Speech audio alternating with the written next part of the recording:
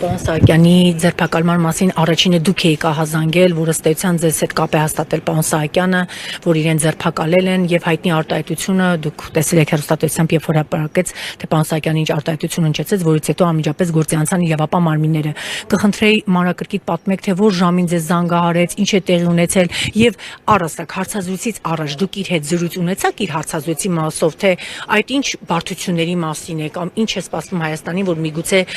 պարոն Սահակյանը գիտի, չգիտի հանրությունը մեր։ Տեսեք,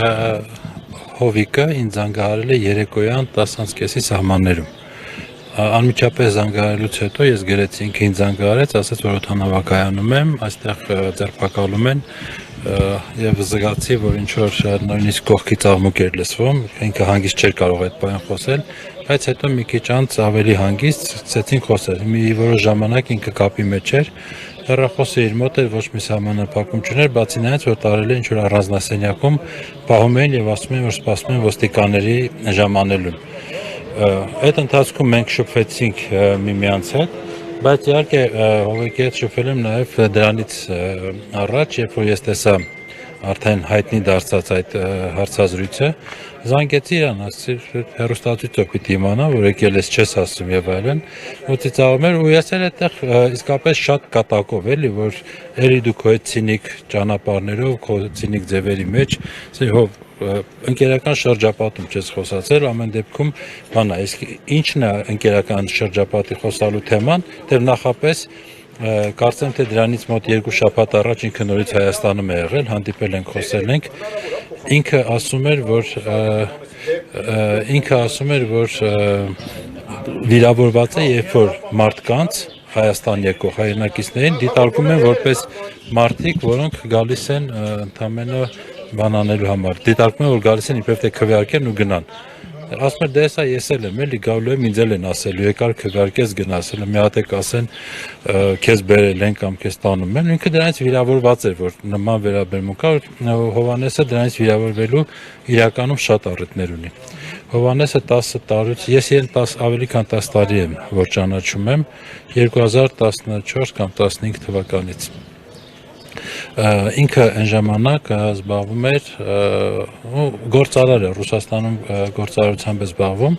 բայց ոչ միայն Ռուսաստանում, Հայաստանում նույնպես որոշակի գործունեություն իրականացնում, բայց ինքը զբաղվում էր բանակին վերազինելու երիտասարդներին մինչ զինվորական ծառայության գնալը նախապատրաստելու եւ այլ նման ծրագրերով։ Անկախ նրանից, որ Մոսկվայում էր ապրում, ինքը օրինակ կարող եմ ասել, որ բավական շատ կապեր ուներ եւ մեր զինված ուժերի համար Ռուսաստանից տեխնիկա էր բերում։ Հիմնականում դա դիտարկման սարքեր էին, սարքեր, որոնք այն տարիների համար, իսկ խոսքը 16, 17, 18 թվականներին է վերաբերվում, ուղղակի չտեսնված բաներ էր, շատ թանկարժեք եւ ամուսիններով նույնիսկ սովորություն էին, ամեն մեկը իր ամուսնուն կամ կնոջը ծննդյան օրվա որպես նվեր, ինչ որ շատ թանկարժեք այդ սարքերից էր գնում եւ իրար չէր նվիրում, այլ բանակին էին նվիրում։ Իսկ խոսքը մի քանի տասնյակ, անգամ $100,000 հասնող արժեքով սարքավորումների մասին է։ Հեր չեմ խոսում հեռադիտակներ, այնտեղ չգիտեմ գիշերային դիտարկման սարքեր, ջերմադիտարկներ եւ նման բաները մեծ քանակով։ Ուղղակի ձեռք էր բերում ամենտեղից, մարդը դրանից հաճույք էր ստանում։ Մարդը մասնակցել է նաեւ զինվորի տան ստեղծման աշխատանքներին, այսինքն երբ որ նոր էր կայանում այդ ամեն ինչը, ինքը այնտեղ նույնպես հովանավորչություն է արել, այսինքն բարեգործություն արել։ Ինքը պատերազմ անցած մարդ է, 90-ականներին մասնակցել է պատերազմին, այսինքն Երևանի տղա, քաղաքի տղա, որը ոչ ընտրությունների համար էր եկել, ոչ էլ փախչելու էր, ուղղակի այդպես այդ վիրավորանքի այդպես ցինիկ կերպով այդ բառը անդադ օգտագործում, որտեղ իսկապես ասելու բան չէր ինչ որ ասած, բայց դա ամենայն դեպս այդ վիրավորանքը այդ պահին այդպես է արտահայտել։ Ինքը մշտապես է գալիս այստեղ, իսկ այս անգամ կոնկրետ գալիս էր իր ծեր մայրիկի ծննդյան տարեդարձին, որ ամսի 6-ին էր 87 տարեկան կարծեմ, եթե չեմ սխալվում, եւ հիվանդ կին է եւ ծերը, որ խնամող չունի, Հովհաննեսը դրա համար հաճախ է գալիս, չէ՞ մարդիկ կան վարձած, որ օգնում են իրենց, գալիս այդ հարցերը լուծելու, ամիսը 1-2 անգամ գալիս է էլի։ Հիմա այս վիճակում հայտնվել է, ես հասկանում եմ, որ այս իշխանությանը պետք են քարոզչական թեզեր, պետք է ինչ-որ բաներ ստեղծել, ռուսերեն ասած իկոնաներ, հա, որոնց որպես օրինակ օգտագործեն ուրիշներին վախեցնելու, ճնշելու եւ այլնի համար։ Դա այս անգամ այդ հարվածի տակ հայտնվեց Հովհաննեսը, դե հիմա էս է, դրամ քննչականում ենք, ես մտածում եմ, որ ինքը իրականում շատ բան է եւ մատաղ սերնդիկրտման եւ քարոզչական գործունեության ժամանակ, չգիտեմ, տարբեր գրքերի հովանավորչություն, որ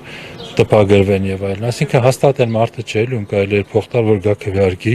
մի հատ էլ մտածի, որ հետո կփախչի, ինքը բավական կայացած է, բավական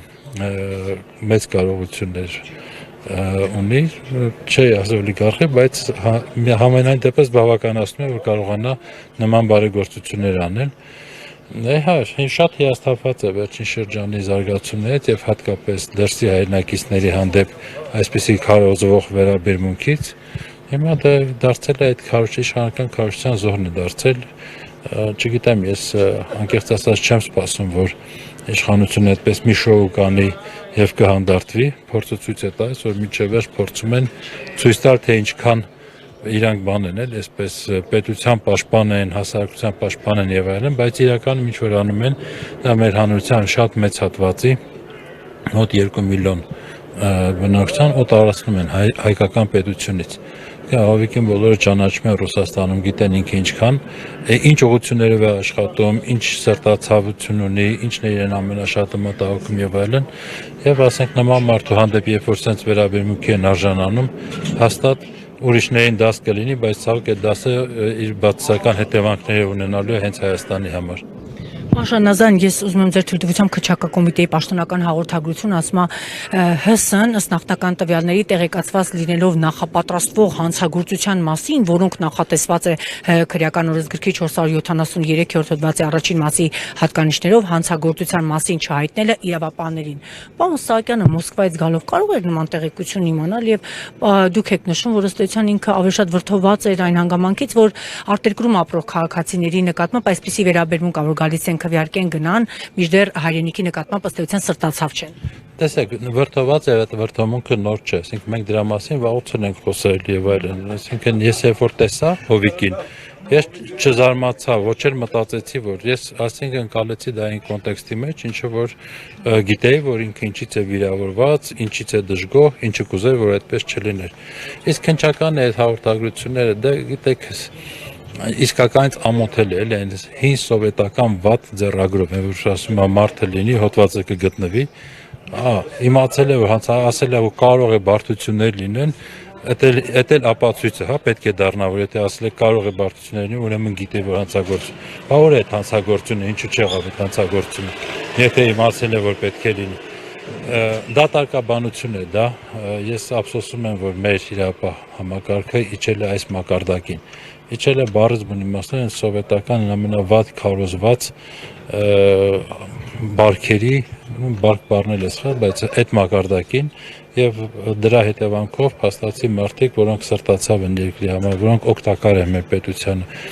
եւ ամեն կերպ փորձում են ծառայել, ամբողջ գիտակից կյանք ասում, պատերազմով անցած հետ պատերազմին շատ լուրջ առողջական խնդիրներ ունի, չի կարող այլ ֆիզիկական ոչ մի գործողություն կատարել, դրա համար միջոցներով է հիմա էլ աջակցում, ասենք հաջորդ պատերազմներին չի կարող մասնակցել, բայց